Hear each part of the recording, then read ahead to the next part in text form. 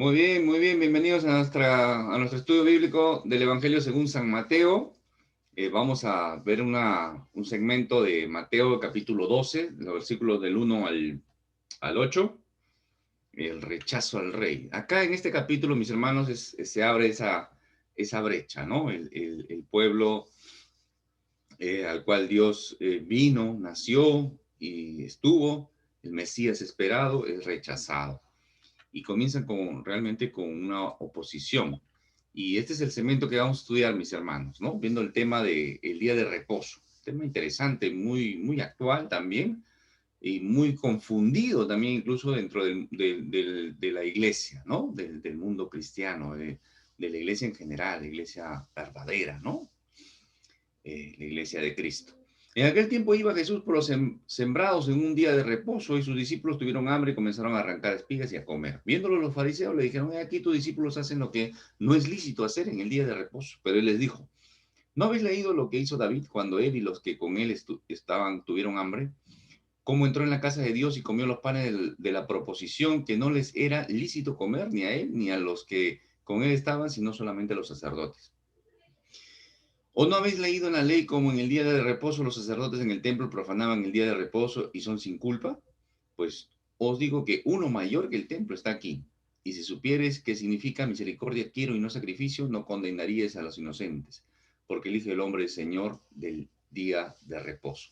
Interesante este pasaje bíblico, muchas veces lo hemos escuchado, lo hemos leído. Vamos a estudiarlo, mis hermanos, hay mucha riqueza en este texto. Vamos a tomar los primeros dos versículos y realmente entender lo que es el día de reposo. El día de reposo viene del griego sabatón, sabatón, y del hebreo Shabbat. ¿Ya? Esas son las palabras en el original de día de reposo, que nosotros ya hemos castellanizado a sábado, ¿no? A sábado, a sábado. ¿Ya? La escritura nos habla del día de reposo, ahí está el griego, ahí está el hebreo. Su significado es ese, descanso, inactividad, ¿no? Eso es lo que significa el Shabbat. Esto viene del Génesis 2:3, cuando el Señor dice, y bendijo Dios al día séptimo. Acordémonos qué interesante, mis hermanos, porque los meses, los días, incluso los nombres, aparecen muchos siglos después, ¿ya? Los nombres de los meses del año, antes se conocía como meses solares, meses lunares, etcétera, etcétera, hasta que fue acomodándose a lo que nosotros conocemos nuestro calendario. Pero los meses no tenían nombre. Los nombres van a aparecer después. Los días en la escritura no tienen nombre, ¿de acuerdo? No tan como lunes, martes, miércoles, no. Se habla de día 1, día 2, día 3. Solamente el séptimo día, dice el Señor, que es el Shabbat, ¿ya? De ahí viene nuestro sábado. Ojo con ese dato, ¿ya? Entonces dijo el Señor el día séptimo y lo santificó. Otro dato interesante para ustedes, mis hermanos, estudiosos de la escritura. Entendemos de dónde aparecen los meses, entendemos de dónde aparecen los días de 24 horas, entendemos, todo eso lo entendemos. Lo que no entiende es cómo aparecieron los 7 días de la semana. Obviamente el que no es creyente o el que niega a Dios, el necio que no tiene a Dios en su corazón, no va a comprender y va a buscar miles de razones. Pero los 7 días de la semana salen de la escritura, mis hermanos. Día 1, día 2, día 3, hasta el día séptimo. De ahí sale. La semana de 7 días sale de acá. Ah, muy bien. Entonces, dice ahí, bendijo Dios al día séptimo y lo santificó, lo separó, lo apartó, lo consagró. Eso es lo que dice la escritura, ¿de acuerdo? Santificó. Porque en él, o sea, en el día de reposo, en el sábado, en el Shabbat, o el sabatón en el griego, reposó de toda la obra que había hecho en la creación. Paró, cesó, inactividad. El Señor paró, ¿de acuerdo? Y esto va después a aparecer ya en la ley, incluso en los 10 mandamientos, ¿no? En Éxodo 20, va a decir, acuérdate del día de reposo para santificarlo, ¿ya? 6 días trabajarás y harás toda tu obra, mas el séptimo día es reposo para Jehová tu Dios. No hagas en él obra alguna, tú, ni tu hijo, ni tu hija, ni tu siervo, ni tu criada, ni tu bestia, ni el extranjero, ¿Qué está dentro de tus puertas? Porque en 6 días hizo Jehová los cielos y la tierra, el mar y todas las cosas que en ellos hay, y reposó en el séptimo día. Por tanto, Jehová bendijo el día de reposo y lo santificó. ¿Qué teníamos que recordar? ¿O qué tenían que recordar? Que el Señor hizo la creación, mi hermano, la creación, y descansó ese día. Entonces, ese día, hoy, acá paramos, porque el Señor paró también. Entonces, se dan cuenta cómo el Señor hace esas actividades, ¿no? Y eso es interesante, mis hermanos, porque en la actualidad los estudiosos del campo pedagógico, académico, ¿no? Dicen lo que uno escucha recepciona cierto porcentaje. Algunos dicen 5 o 10%.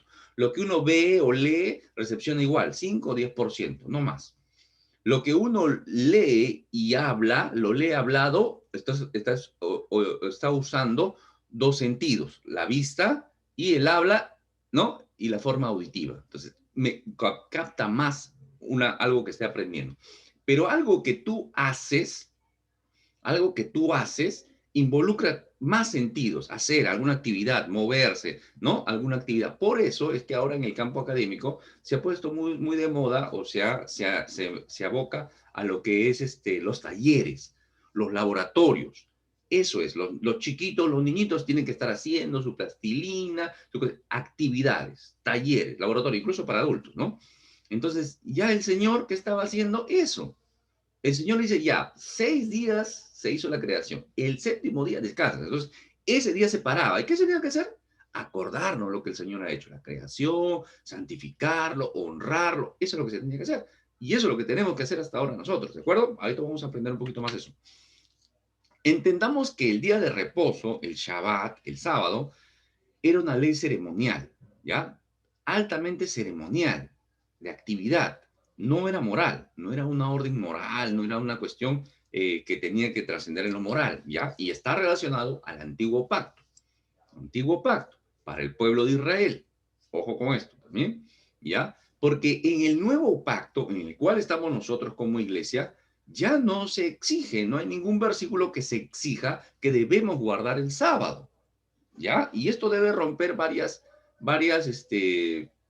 sectas, ¿no? Varias sectas o incluso dentro del campo cristiano que se quiere obligar como se hacía en el antiguo pacto a guardar el sábado de esa forma legalista incluso, ¿ya?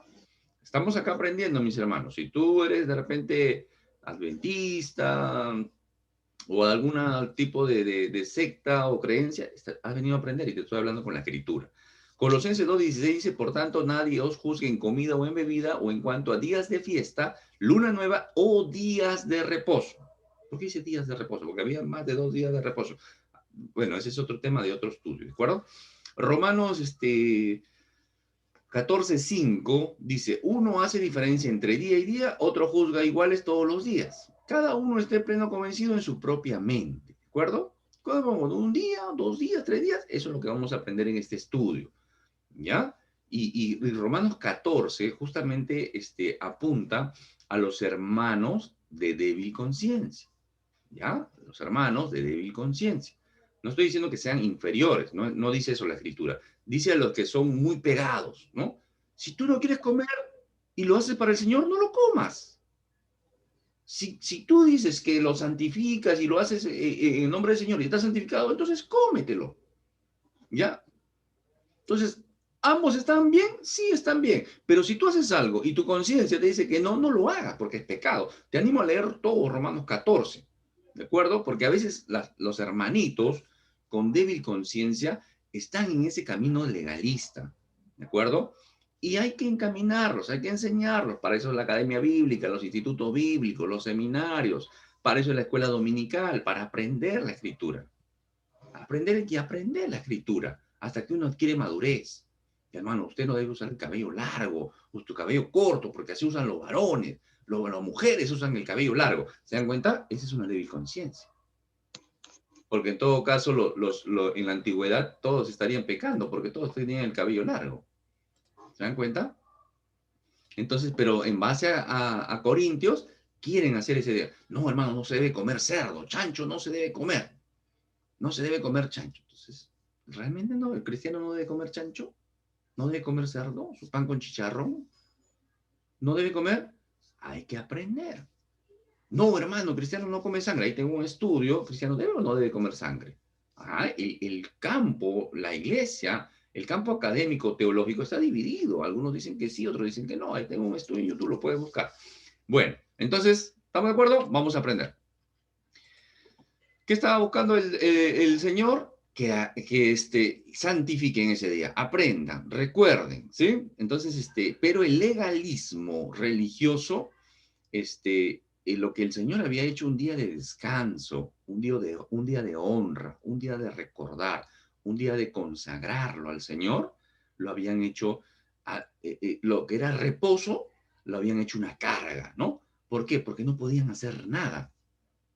No podían hacer nada, no podían hacer tantas cosas. O sea, ellos incluso estaban todo, pero hay escrituras extrabíblicas, judías, que detallaban incluso lo que debían y no debían hacer el día sábado. Y eso se volvía ya más bien gravoso, ¿no? ¿Lo hago o no? ¿Ya estoy en pecado o no? ¿No? De repente, en un alimento, tenían que comer un alimento, estiraban el brazo y con la cuchara o el utensilio se lo traían a la boca. Ese era un trabajo. No lo podían hacer. No se podía hacer. Estaba restringido ese día. Entonces, muchas veces la persona que estaba haciendo eso tenía que botar la comida, ¿no? Para no caer en ese pecado, ¿no? Los sastres incluso no podían tener prendido una aguja, ¿no? Porque de repente se vayan a acordar se vayan a olvidar que están en el día de reposo y vayan a coser algo, ¿no? Las mujeres no podían mirarse al espejo porque de repente veían una cana y se la arrancaban y eso estaba penado para el día de reposo. Así era el legalismo, mis hermanos, y eso había puesto carga ya, ¿no? Por eso, por ejemplo, Mateo 15:16, ya no ha de honrar a su padre o a su madre, así habéis invalidado el mandamiento de Dios por vuestra tradición. Entonces, el Señor que cree, cuando critica el tema de lo que se estaba haciendo de forma legalista, el Señor no iba en contra de la ley. Ya tenemos un estudio sobre eso también. 2 estudios hemos hecho, Mateo. No estaba yendo contra la ley, porque era la palabra de Dios, era su palabra, y no venía a abrogar, he venido a cumplir, ¿no? Entonces, cuando el Señor llamaba la atención, no lo hacía a la ley de Moisés, o lo que Dios había establecido en el monte Sinaí, o a través de Moisés, sino que estaba haciendo la tradición, lo que ellos habían hecho valer, la tradición más que la escritura. Entonces, eso es lo que está diciendo el Señor acá. En 15:9 va a decir, pues en vano me honran enseñando como doctrinas mandamientos de hombres. No sé si les parece familiar esto, ¿no? Muchas veces, hermanos, los religiosos dicen, no, la Santa Madre Iglesia dice, no dice la Escritura, ¿no? No dice la Escritura, no dice lo que Dios ha establecido, lo que Dios dice en su palabra, no. La Santa Madre Iglesia, eso, ahí ellos son los únicos que pueden interpretar correctamente. Y ese es legalismo religioso, mis hermanos. O sea, ese es fariseísmo. Ese es fariseísmo. Miren, qué interesante cómo este legalismo religioso en relación al día de reposo, ¿no? Hay un libro apócrifo dentro de los deuterocanónicos, que es primero de Macabeos, ¿no? En el capítulo 2 del 31 al 38, si lo tomamos un libro como historia, es interesante, ¿no? Cómo los judíos prefirieron ser masacrados antes de combatir, antes de combatir. Prefirieron ser masacrados. Y ellos, si ustedes buscan este libro, leen estos versículos, se van a dar cuenta de que ellos dicen, bueno, ustedes nos van a matar, nosotros nos morimos con nuestra conciencia limpia. Ustedes son los injustos, nosotros no. Y no se defienden, hermano. Dice, más, ahí mismo dice que ni siquiera una piedra les tiraron, ¿no? Para defenderse. Y de esto también se aprovechó el romano Pompeyo, ¿no? Para tomar Jerusalén. Pompeyo también hizo un terraplén, como un puente, y lo hizo en día de reposo. Entonces nadie le impidió, los judíos no le impidieron. Que si de repente ellos hubieran visto, no hubieran podido construir eso, pero lo sábado de reposo, nadie no tuvo oposición y comenzó a hacer su terraplén y tomó Jerusalén. ¿Se dan cuenta? El legalismo los llevó incluso a eso, ¿no? A volverse peligroso, peligroso. El legalismo es peligroso, mis hermanos. ¿Ya? Ahí como ejemplo. ¿Qué más en este pasaje? Algunos detalles que no se podían hacer, ¿no? cocinar, arar, cosechar, trillar, coser, atar gavillas, aventar cereales, tamizar, esquilar, trillar, cortar, hilar, amasar, separar, entretejer hilos, amasar o desatar un nudo, coser de 2 puntos de sutura. O sea, era un legalismo, pero terrible, mis hermanos. Terrible. Por eso cuando el Señor, por ejemplo, agarra tierra, ¿no? Y escupe en la tierra, y él comienza a hacer barro. Y él comienza, ¿para qué? Y con ese barro le unta los ojos al ciego, ¿sí? Juan 9. Juan 9, puedes leer esa historia. Le unta los ojos. Entonces, y le comienza, y si ustedes siguen leyendo, es decir, que lo comienzan a criticar al Señor Jesús y a buscarle la falta porque había roto el día de reposo. Pero cuando uno lee la escritura, dice, ¿pero por qué? ¿Por haberlo sanado? Bueno, el ciego fue, se lavó y todo, ¿no? Pero por eso, no. Porque el hecho de agarrar saliva o escupir y agarrar tierra y hacer masa, hacer una masita, eso era amasar. Entonces, el Señor que había hecho, había amasado y había roto el día de reposo. Lo que había establecido él mismo o Dios en la ley, no, lo que habían hecho los hombres en sus tradiciones. Eso es lo que estaba rompiendo el Señor. Pero el Señor no rompió ninguna ley. ¿Se dan cuenta? Pero me estén entendiendo, estoy corriendo un poquito, ¿ah? Dice, en aquel tiempo, no sabemos qué tiempo, Mateo siempre tiene eso, tiende de agrupar, no es tanto cronológico, por eso que dice, en aquel tiempo, no sabemos qué tiempo. Jesús dice que iba por los sembrados, ¿no? Por los lugares de las chacras, por decir nosotros ahora, en un día de reposo, y bueno, y rompía pues las tradiciones religiosas, no la escritura, ¿no? No la escritura, iban caminando. Qué interesante porque no habían carreteras, ¿no? Tenían los caminos romanos y todo eso, pero por pueblo a pueblo no había carreteras, había trocha, había que pasar por algunos lugares, algunas chacras seguramente, y entender pues que los discípulos tuvieron hambre, ¿no? Los discípulos tuvieron hambre. Y es interesante porque ellos no tenían un sustento, ¿no? No tenían una forma de generarse o recibir algún tipo de viáticos o algún tipo de ayuda misionera, ¿no? Entonces iban y caminaban por fe con el Señor. Y bueno, tenían hambre, pues hermano. ¿Y qué hicieron? Tomaron lo que había en el camino, que estaba establecido en la ley, ¿no? Deuteronomio decía que cuando entres en la viña de tu prójimo, podrás comer uvas hasta saciar, mas no pondrás en tu cesto. Cuando entres en la mies de tu prójimo, podrás arrancar espigas con tu mano, mas no aplicarás la hoz a la mies de tu prójimo. Eso decía la ley. Y los discípulos no estaban haciendo eso, ¿no? Los que son de campo, ¿no? Los que son de campo tendrán esas experiencias, ¿no? Yo recuerdo cuando era muchacho, íbamos con vecinos y nos metíamos a la chacra, ¿no? Y nos metíamos a la chacra a robar la fruta, mis hermanos, ¿no? Y no íbamos porque queríamos la manzana o la naranja, ¿no? Comíamos naranja, sino que agarramos todas las naranjas que podíamos. Y esa es la tendencia humana, ¿no? Esa es la tendencia humana. Uno va por un lugar y ve un árbol cargado de fruta, uno dice, ah, bueno, me voy a comer una, pues, ¿no?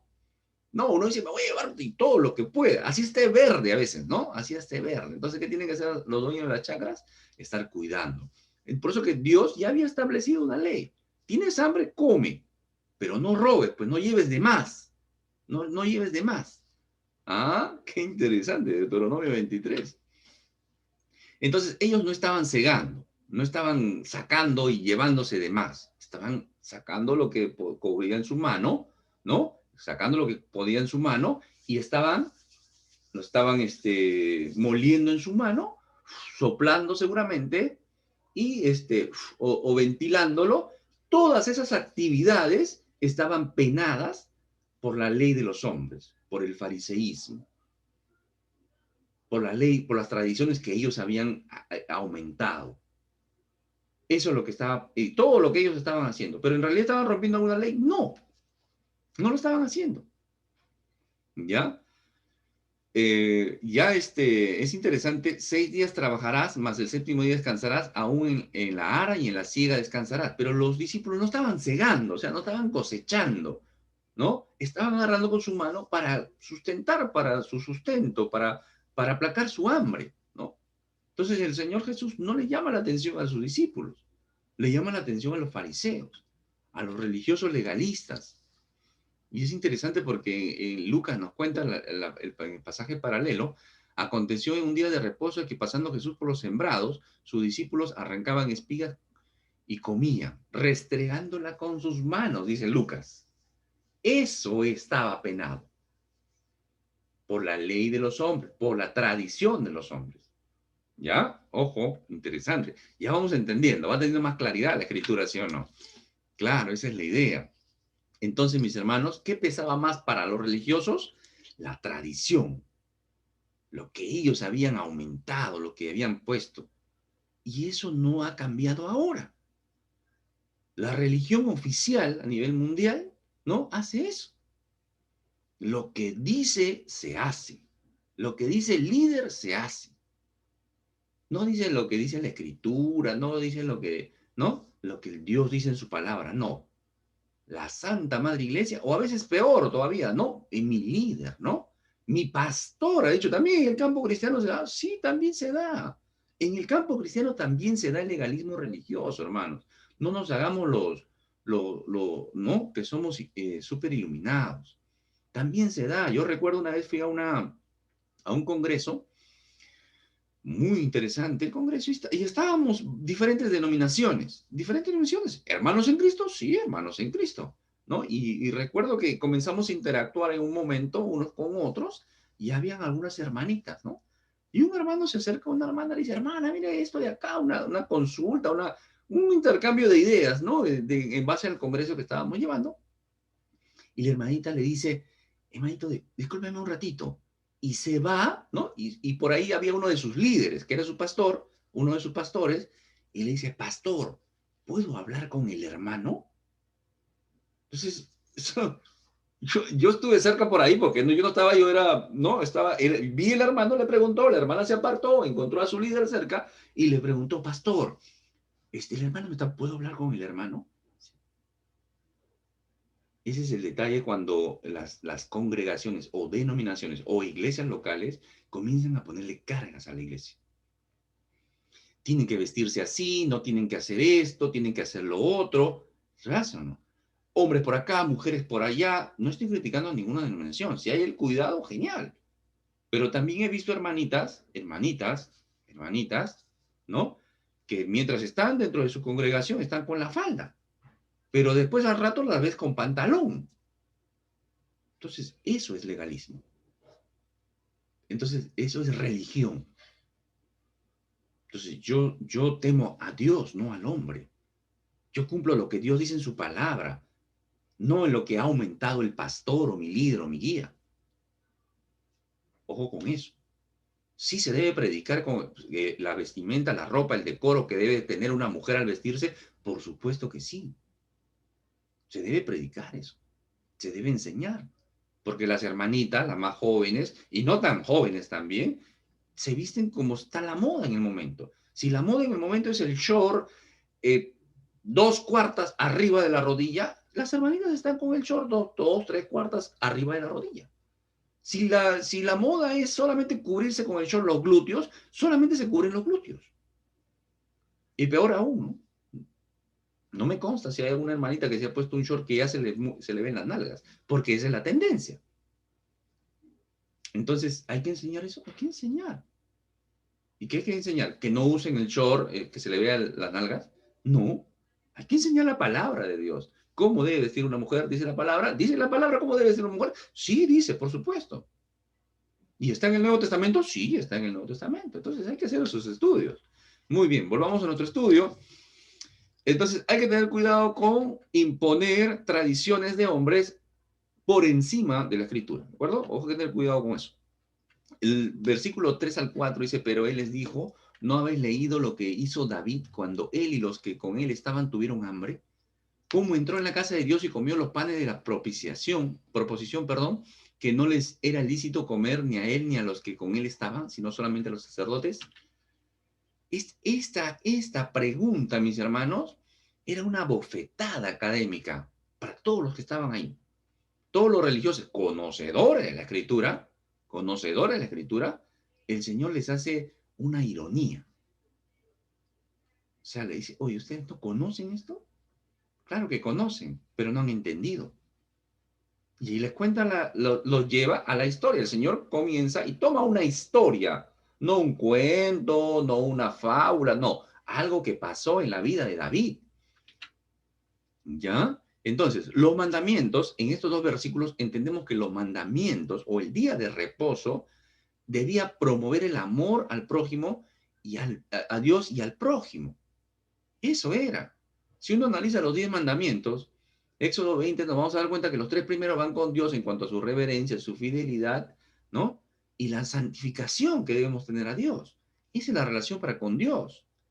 Y los 7 siguientes son en relación para con el prójimo. 3 para con Dios y 7. Sería bonito hacer un estudio sobre los 10 mandamientos. Entonces, 7 eran para el prójimo, a la ayuda, tener cuidado, respetar la propiedad, respetar a la mujer, la ayuda, la misericordia, ¿no? El compromiso, etcétera, etcétera. Entonces, 3 para con Dios. Entonces, eso es lo que estaba promoviendo, eso es lo que hacía. Entonces, el día de reposo no restringía las obras de necesidad. No restringía las obras de necesidad. Necesidad material, física, para tu salud, porque si había una persona enferma, tenían que hacer lo mínimo necesario para que esa persona esté sano o cuidado en el día de reposo. O sea, no podían hacer una actividad mayor, ¿no? Y si alguien tenía hambre, a punto de morirse de hambre, recién ahí podía de repente romper un poco las tradiciones de los hombres. Pero había que tener ese discernimiento si realmente se está muriendo de hambre, ¿no? Porque no estaba en pecado. Esa era una carga realmente el día de reposo. Y el Señor lo lleva a David. Y David es un ícono judío, pues hermano. Respetado, el rey ícono, ¿no? Incluso eh, con una mucha consideración y honra para David, incluso por encima de los profetas, ¿no? David era alguien muy, muy especial y el Señor lo lleva a David. David es un ícono dentro del judaísmo y lo lleva el Señor a David. Para los israelitas lo lleva a David. Y dicen, ¿no habéis leído de lo que hizo David? ¿Y qué había hecho David? Había comido pues él y sus hombres los panes de la proposición, ¿no? Estos panes se horneaban semanalmente y eran cambiados, el día de reposo eran cambiados por los sacerdotes. Los sacerdotes y los levitas cambiaban esto en el tabernáculo, cambiaban estos 12 panes, ¿ya? Y es interesante porque dice que David comió con sus hombres eran aproximadamente 400 o 600 hombres, si mal no recuerdo. Entonces eran bastantes hombres, ¿no? Estaba David huyendo de Saúl, estaba huyendo de Saúl y se acerca, busca ayuda con el sacerdote Ahimelech. Bueno, pero estos panes, dice, y no tomarás flor de harina, y tomarás flor de harina y cocerás de ella 12 tortas, ¿no? 12 panes. Para cada torta será de 2 décimas de efa, ¿ya? Estos panes, a veces uno piensa panes, ¿no? Pero que 12 panes nomás para tanta gente, dice, a veces uno se pone a pensar, ¿no? Pues pone estos panes que nos venden ahora, ¿no? Estos francés inflados, ¿no? Inflados prácticamente, pues son puro cascarón nomás. Salvo los panes, pues, que son consistentes, ¿no? Estos panes, mis hermanos, ahí da la medida. Esta medida son 4 kilos. Si lo traemos a kilos, son 4 kilos. O sea, cada pan tenía 4 kilos de harina, ¿no? Entre otras cositas, eran unos panes grandes, pues, ¿no?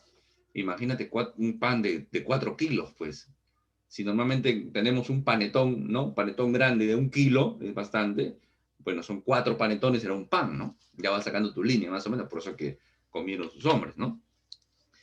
Estos panes, dice la Escritura, y comió los panes de la proposición que no les era lícito comer ni a él ni a los que con él estaban, sino solamente ¿a quién? A los sacerdotes. Solamente los sacerdotes podían comer este pan. ¿Estaba establecido por Dios? Sí. Pero el sacerdote ve la necesidad. ¿Se dan cuenta? ¿Me están entendiendo? No rompe. El sacerdote ve la necesidad de este hombre y dice, no, que si hubiera sido legalista el sacerdote, Y esta historia, si te animo a leerla, a buscarla, porque es fascinante, mis hermanos. Leer los libros de historia es fascinante. Si tú te metes al libro de historia, no lees por leer la escritura para decir, ah, bueno, ya leí ese libro. No, métete a la historia o vuélvela a leer o léela en otra versión. Si lees primero de Samuel, el capítulo 21, ahí vas a encontrar esta historia. Dice, el sacerdote respondió a David y dijo, no tengo pan común a la mano, pan común, el pan que comía el pueblo. Solamente tengo pan sagrado, un pan especial. El Señor lo había establecido en Levítico 24. Pero lo daré si los criados se han guardado a lo menos de mujeres, ¿no? Estos hombres estaban sin sus mujeres y sus familias y estaban pues junto a David y huían de Saúl, ¿no? Saúl los perseguía. Y y es interesante porque si el sacerdote Ahimelech hubiera sido legalista y dicho, ¿sabes qué, David? Bueno, tu gente se morirá de hambre, pero acá hay panes, pero no te los puedo dar, son para nosotros nomás. Pero el sacerdote, interesante, criterio, sabiduría divina, dijo, estos hombres tienen hambre. Rompe lo que había establecido. ¿Por qué? Porque más importante que el sacrificio lo que su rutina religiosa que ellos hacían, ceremonial, era la necesidad apremiante, que estos hombres tenían hambre. Y es interesante porque Dios no disciplina a Ahimelech ni a David. Eso es lo que les estaba enseñando el Señor, algo que ellos ya sabían, que ya conocían. Bueno, lo estamos aprendiendo también nosotros, ¿no? A veces nosotros, ¿no? Somos legalistas también. No, esto es para esto es para lo otro. Peor aún, ¿no? Peor aún si estamos con el tema del diezmo, ¿no? Ahí tengo un estudio sobre el diezmo también. Tanto se pregunta hasta por las redes sociales. Tengo que estar repartiendo. Hay un estudio, tenemos en el ministerio, tenemos un estudio sobre el diezmo. No, esto no es, ¿no? Esto es corbán, esto es corbán. Bueno, entonces ahí vemos qué interesante. Y esta es una historia interesante, mis hermanos. Este sacerdote ayuda a estos hombres, la necesidad y todo. Y es triste, hermano, esta historia porque en el siguiente capítulo vemos cómo Saúl viene y por haber ayudado a David y sus hombres, Saúl asesina a este sacerdote. Lo asesina a espada, mis hermanos. Es triste, ¿no? Esta historia, bueno, lo encontraremos al sacerdote Ahimelech ahí en el cielo, lo encontraremos, seguro que sí, ¿no? Pero es triste la historia, ¿no? Cuando uno se mete, hermano, es fascinante realmente y para mí me resulta muy, muy doloroso. Por eso que Saúl es malvado, ¿no? El Señor le quita el espíritu, muere terriblemente. Muere a espada también. Pero lo mata, ¿no? Y no solamente lo mata a él, mata a 85 sacerdotes más, ¿no? Y esos sacerdotes estaban impecables, pues, ¿no? Dice la escritura que estaban vestidos con su túnica de lino, ¿no? De lino, estaban blanquitos y todo, ¿no? A los 85 los mata, hermano. Una masacre. Solamente en represalia por haber ayudado a David. Te animo a leer, al menos primero de Samuel 21 y el 22, mi hermano. Pasamos a los siguientes dos versículos. ¿O no habéis leído en la ley como en el día de reposo los sacerdotes en el templo profanan el día de reposo y son sin culpa? Pues os digo que uno mayor que el templo está aquí. Miren qué interesante, porque el día de reposo tampoco restringe el servicio a Dios. Tampoco restringe el servicio a Dios. ¿Ya? Entonces, ¿por qué? Porque los mismos sacerdotes rompían las tradiciones que ellos mismos habían puesto y la ley que Dios había establecido de reposo, porque eran los que más trabajaban y trabajaban doble todavía. ¿Ya? Entonces, el Señor no necesita explicarles esto a ellos porque ellos lo sabían. Eso era lo que hacían los sacerdotes. Incluso trabajaban doble, ¿no? Números 28, Levítico 24, ¿no? Así que dice, trabajaban doble. Trabajaban doble. Entonces, esto hace que la ira se encienda, ¿no? La ira se encienda. Incluso, miren qué interesante, porque incluso las sectas que promueven el cumplimiento legalista del sábado, sus líderes religiosos hacen su reunión en los sábados, entonces trabajan. Trabajan el sábado también, bueno, claro, es un trabajo también, entonces no lo guardan. Entonces nadie debería ir a sus locales de reunión los sábados, si los deben estar guardando. ¿Por qué se reúnen sábado entonces? Entonces, bueno, es un tema para meditarlo, ¿no? Entonces, esto hace pues que la ira de estos fariseos pues se encienda, ¿no? Y peor aún, porque el Señor le dice, uno mayor que el templo está aquí. El templo era ícono de adoración a Dios, ¿no? O sea, por encima del templo solamente estaba Dios. Entonces, ¿qué estaba diciendo el Señor? Yo soy Dios. Considerando que el Señor ya había mostrado su autoridad como Dios, ¿no? En Mateo 9:2 le dice, tus pecados te son perdonados. En Mateo 11 le muestra las credenciales ante la duda de Juan el Bautista, ¿no? Todas las cosas me son entregadas por el Padre a mí, ¿no? ¿No? Padre, en su oración dice Padre, se identifica con el Padre. Entonces, todas estas cosas, mis hermanos, el Señor, el Señor Jesús a veces buscamos, ¿no? O muchas veces algunas personas que contradicen la Escritura o que buscan negar la divinidad de Cristo dicen, no, pero en ninguna parte Jesús dice que es Dios. Ninguna parte dice que Jesús es Dios. Por lo general, Dios no necesita decir que es Dios, pues hermano. Cuando Génesis comienza en Génesis 1:1, dice, oye, por si acaso, muchachos, yo soy Dios, ¿ah? Yo he creado todo esto. No, dice en el principio, Dios creó los cielos y la tierra, se acabó el asunto. No necesita decir, yo soy Dios. Cuando se comienza a revelar Dios, dice, bueno, yo soy el que soy. Y Jesús es de igual manera. No necesita, oye, yo soy Dios por si acaso, por si acasito, ¿ah? Yo soy Dios. No necesita. ¿Por qué? Porque sus acciones, su autoridad, todo lo que él hacía, lo que, por ejemplo, decir que soy mayor que el templo era decir que yo soy Dios. Entonces, lo que necesitaba era mostrar la luz de que él es Dios, o de que él era Dios ahí en este tiempo.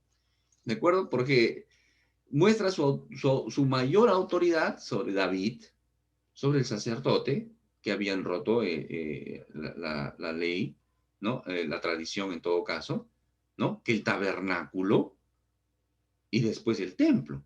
Eso es lo que está diciendo el Señor Jesús. Pues hoy digo que uno mayor que el templo está aquí. A veces nosotros no lo entendemos como creyentes, pero lo estamos estudiando y ya estamos entendiendo.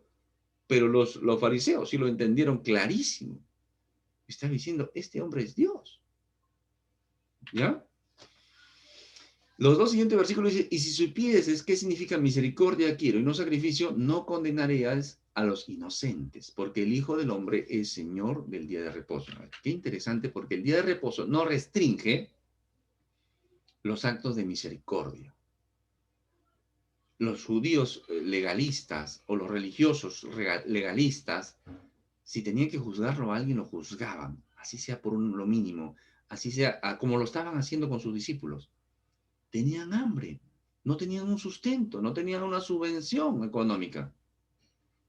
Entonces estaban combinando con el Señor y tenían hambre y podían comer sobre la marcha y eso es lo que estaban haciendo. Pero no, ellos juzgan, no hay misericordia en ellos. Si hubieran entendido la mitad del versículo que ellos conocían, porque esta palabra sí lo tenían, Oseas. ¿Conocían Oseas 6:6? Por supuesto. Claro, de repente no sea 6:6 como versículos, ¿no? Acordémonos que los capítulos y versículos aparecen en el año 1000, 1200, 1500, ¿no? De nuestra era. Entonces, pero conocían la palabra, conocían la escritura, conocían el rollo del profeta Oseas, por supuesto. Habían entendido porque misericordia quiero y no sacrificio y conocimiento de Dios más que holocaustos. Si hubieran entendido la mitad, esta es lo que les está diciendo el Señor. Misericordia quiero y no sacrificio. Los fariseos escuchaban eso, entendían, por supuesto. Eso es lo que les está diciendo. El Señor los remite a la Escritura nuevamente para misericordia. ¿Nosotros podemos caer en fariseísmo, en legalismo religioso? Sí, mis hermanos. Pero acordémonos de esta palabra. Misericordia quiero y no sacrificio. Acordémonos del buen samaritano. ¿Sí? La historia del buen samaritano. Lucas, ¿se acuerdan? Claro, ¿quién no conoce la historia del buen samaritano? ¿Quién fue el primero que pasó? Un sacerdote. ¿El segundo que pasó? Un levita. Y lo vio tirado ahí a su compatriota.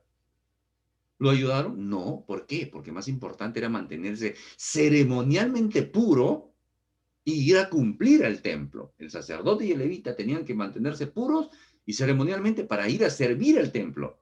Eso era importante. A la vida de un hombre que estaba muriendo en el camino, que era su compatriota. Por eso que la historia del buen samaritano es otro golpe al legalismo, al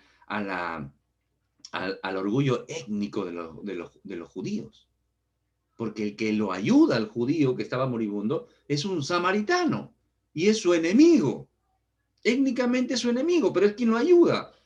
Lo cura, lo venda, y no solamente eso, lo lleva a un lugar seguro, a un hospedaje, a un hospital, diríamos ahora.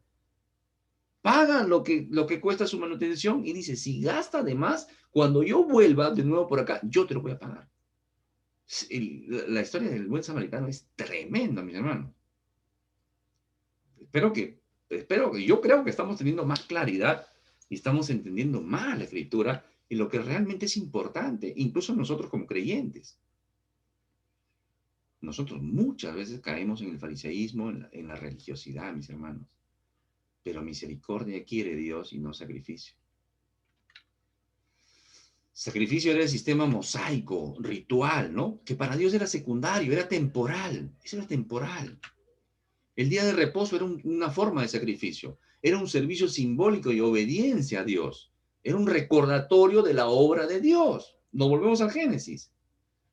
Es una sombra del reposo que iba a tener el pueblo judío si se rendían al Mesías. Y nosotros ahora, ese es el reposo. Lo va a decir en Hebreos. Cristo es nuestro reposo. Cristo es nuestro reposo ahora para nosotros. Y siempre lo ha sido. Y eso es lo que esperaba el judío. Pero no entraron en el reposo. Por eso que el libro de Hebreos en el Nuevo Testamento les va a hablar a los hebreos en base a eso. No entraron a mi reposo, va a decir el Señor. ¿Y qué les va a decir Hebreos? Cristo es el reposo. Ese es el reposo. Dios no busca condenar a los hombres del pecado, mis hermanos, sino que vengan al arrepentimiento. El hombre decide apartarse de Dios, irse para allá. No alcanza la misericordia de Dios. No alcanza la misericordia de Dios. Pero Dios es un Dios misericordioso. Por eso que el apóstol Pedro va a decir en su carta, ¿no? En la segunda carta, 3:9, dice: el Señor no retarda su promesa según algunos la tienen por tardanza, sino que es paciente para con todos, no queriendo que ninguno perezca, sino que todos procedan al arrepentimiento. Si Dios es misericordioso, mis hermanos, ¿cuánto más nosotros pecadores imperfectos? A veces nosotros nos ponemos en el lugar alto de juez y comenzamos ¿no? A juzgar, cuando lo que necesitamos es restaurar. Ojo con esto de juzgar. Hay que desenmascarar al impostor, hay que desenmascarar al falso pastor, al falso maestro, al falso apóstol, al falso profeta, hay que desenmascararlo. Eso no es juzgar, ¿de acuerdo? Cuando hablo de juzgar es al hermano, al débil, al desvalido, al que está arrepentido y lo seguimos disciplinando. Tengo pendiente un estudio sobre eso, mis hermanos. Yo veo iglesias cristianas que ejercen disciplina, que una disciplina, pero así, avergonzante, a rajatabla, humillante, y pierden el sentido de la misericordia, que la disciplina no es para humillar, la disciplina es para restaurar al hermano, que se ha arrepentido y ha caído, así como tú mismo que estás ejerciendo la disciplina puedes caer. Y eso se vuelve una oportunidad para el diablo, mis hermanos. Segundo a los Corintios 5. Ya no lo juzguen a ese muchacho. Hay que traerlo. Ya le hemos perdonado. No le demos lugar al diablo. Segundo a los Corintios 5, mi hermano. ¿De quién está hablando? Del que el que vivía en pecado sexual de primera a los Corintios. Se había arrepentido, que había sido entregado al Satanás incluso. Pero se arrepintió, vino, para eso la disciplina, volvió. ¿Qué deben hacerlo? Restaurarlo en amor. Ya no le ponga más carga, ya no lo apenen más. No le demos cabida al diablo. De ahí viene la expresión. ¿De qué? De la disciplina. Y acá, ¿qué hacen al que está disciplinado en la iglesia? Lo humillan, lo ultrajan, lo marginan, lo estigmatizan, lo desechan de la iglesia. Y esa no es la disciplina, mis hermanos. Pastores que están viendo de repente ese estudio. No es esa la disciplina. La disciplina es para restaurar al hermano, que se arrepiente y venga al camino nuevamente, pensando que tú también puedes caer en el mismo pecado. A mí me fastidia realmente eso, mis hermanos, discúlpenme, pero lo que nosotros necesitamos es reflejar el amor de Cristo en nuestras vidas. ¿Cómo va a ver el inconverso a Cristo en mí si yo soy realmente crespótrico? Yo veo hermanos incluso que hacen comentarios tan terribles en las redes sociales. ¿Son creyentes? Digo, ¿este es un creyente o es un... ¿Qué cosa? ¿Qué ha pasado acá? ¿No? Incluso pegan cosas del mundo y la pegan en su muro, en sus publicaciones, ¿no? Que hablan de lisuras incluso. Creyentes. No filtran lo que publican. Terrible. Usemos las redes sociales, usemos todos los medios que tengamos a la mano para predicar, para enseñar la palabra, para que la gente conozca a Cristo, el Evangelio. El mundo está muriendo, mis hermanos. El mundo se está muriendo. Y nosotros somos sobrevivientes. Y si estamos un día más, es porque Dios tiene propósito para nuestras vidas. Y usemos sabiamente nuestros días. Los días que Dios nos regala. Porque muchos ya no están. Y están partiendo en una eternidad sin Dios. Y eso es trágico. Dice el Señor, continúa ahí, porque el Hijo del Hombre es Señor del día de reposo. Señor, el hombre perfecto, el Dios, es Señor de todo, incluso del día, mayor que el templo y que el día de reposo, dice. Entonces, ¿qué está diciendo? Que Cristo es Dios, que Jesucristo es Dios. Eso es lo que está diciendo. Termino con esto, ¿no? Entonces, el día de reposo, perdón, el día del Señor, va a pasar a ser ya no el Shabbat, sino el primer día. Porque en Hechos 27 dice el primer día de la semana, o sea, domingo para nosotros, y ese nombre no existía, sino el día 1 o el primer día, ¿no? Después va a llamarse domingo. Nos reunimos los discípulos para partir el pan, ¿no? Eso es lo que decía. Y Pablo les enseñaba, habiendo de salir al día siguiente, alargó el discurso hasta la medianoche. Pero bueno, se reunían el primer día.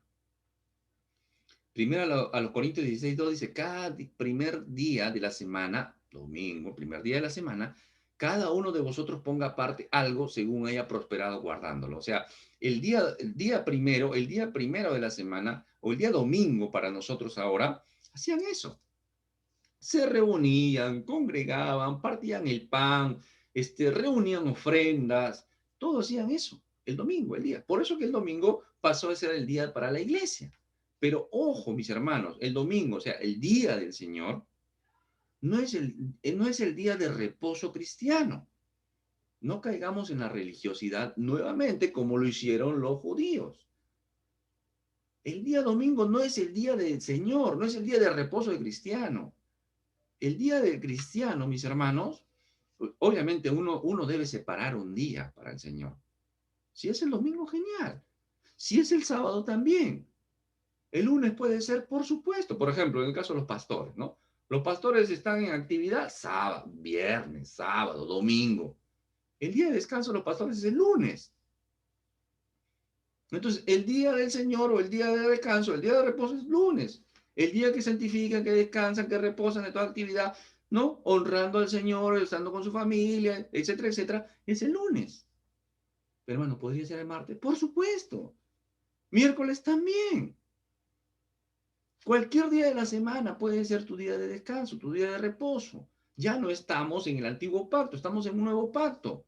Hermano, entonces un día a la semana debo honrar al Señor. Sí y no. Sí debes honrar un día a la semana a Dios, santificarlo y meditar y dedicarte a tu familia, etcétera, etcétera. Pero en realidad todos los días deben ser para glorificar a Dios. Todos los días debes vivir consagrado a Dios. Entonces no estamos limitados a un día. Todos los días, mis hermanos. ¿Ya? Y con esto no quiero decir, y esta es una carga también muchas veces para la iglesia, que todos los días debe ir un creyente a la iglesia, que todos los días debe ir alguien a escuchar una prédica todos los días. Y eso se vuelve un legalismo. Hay denominaciones que exigen que todos los días se congreguen. Todos los días participen en una prédica, en un servicio. Y si no van, se molestan los líderes o los pastores. Y les llama la atención. Y eso no es ser espiritual, mis hermanos. Hay que trabajar también. Hay que ver por la familia. Hay que educar a los hijos. El hecho de que yo esté metido los 7 días de la semana en una congregación, una iglesia local, no me hace más espiritual. Bueno, ahí está. Entréguenlo en oración al Señor, líderes, pastores. Bueno, mis hermanos, terminamos con este versículo. Solo una cosa he pedido al Señor. ¿Quién nos está diciendo? David. Solo una cosa deseo, estar en el templo del Señor todos los días de mi vida, para adorarlo en su templo y contemplar su hermosura. Si yo tomo esto legalistamente, digo, tengo que estar metido en el templo. No está diciendo eso, mis hermanos. Si lo traemos a la iglesia, ¿qué está diciendo David? Yo quiero estar todos los días en la presencia de Dios. Donde estés, estás en tu trabajo, honra a Dios. Estás en tu casa, honra a Dios. Estás con tus amigos, honra a Dios. Pero todos los días debemos querer estar en la casa de Dios. Debemos estar. Nosotros somos el templo de Dios ahora. Somos el templo del Espíritu, dice la palabra. Y cuando partamos de acá estaremos en la presencia de nuestro Señor. Y le adoraremos y tendremos un cántico nuevo, etcétera, etcétera. Y ojo, no te hagas la idea que vas a estar como un bebito rechoncho con tus alitas tocando arpas. Esa es una idea medieval y yo creo que hasta influenciada por el mundo de oscuridad. Qué aburrido está tocando arpa a Dios todos los días por la eternidad. Ese es un pensamiento errado. Por eso la gente dice, el infierno es más divertido, dice, porque ahí está la juerga, ahí está el baile, la chupeta. No nos confundamos, hermano. No hay nada más agradable que estar en la presencia de Dios y puedes comenzar hoy. Si no tienes una relación con Cristo, puedes comenzar a disfrutar de esa presencia hoy. Tienes problemas, tienes dolor, tienes angustia, tienes carencia, tienes necesidades. El Señor te cubre con paz. Yo no te estoy prometiendo que te va a sanar todos tus problemas o tus males, pero se va a fortalecer en tu debilidad y va a estar contigo hasta el fin de los días. Dios le bendiga. Fue con ustedes Jorge Ocampo, siervo del Señor Jesucristo.